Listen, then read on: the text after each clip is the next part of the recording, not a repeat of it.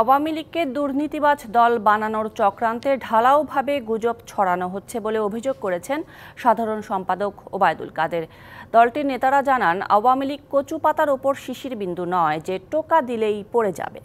আওয়ামী লীগের প্রতিষ্ঠাবার্ষিকী উপলক্ষে রাজধানীতে আয়োজিত শোভাযাত্রায় নেতারা বলেন, ব্যক্তিবিশেষের অপরাধের বিচারে সৎ সাহস শেখ হাসিনার আছে।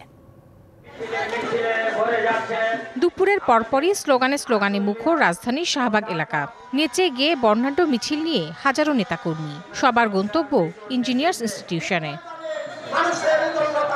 দুপুরের পরপরই এলাকাটি রূপ নেয় জনসমুদ্রে। আওয়ামী লীগের ৭৫তম প্রতিষ্ঠাবার্ষিকী বা প্লাটিনাম জয়ন্তী শোভাযাত্রা রূপ নেয় উৎসবে। শোভাযাত্রার আগে সংক্ষিপ্ত সমাবেশে বক্তব্য রাখেন দলের নেতারা। জানান, সাম্প্রদায়িক রাজনীতি ধ্বংস হবে, অসাম্প্রদায়িক রাজনীতিরই জয়লাভ ঘটবে।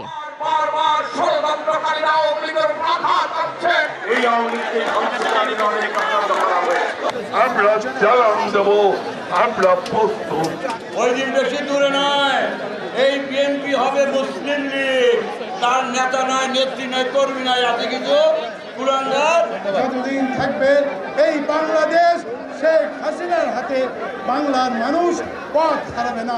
ঢালাইয়ের দৃঢ়তা, নির্মাণে নিশ্চয়তা, প্রিমিয়ার সিমেন্ট, ঢালাইয়ের রাজা।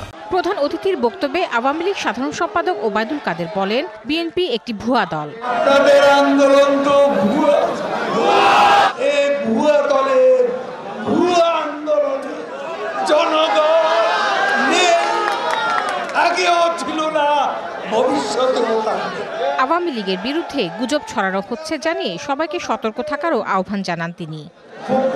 আজকে গুজব ছড়াচ্ছে, দুর্নীতিবাজ চক্রান্ত করছে, কচু পাতার উপর শিশির বিন্দু।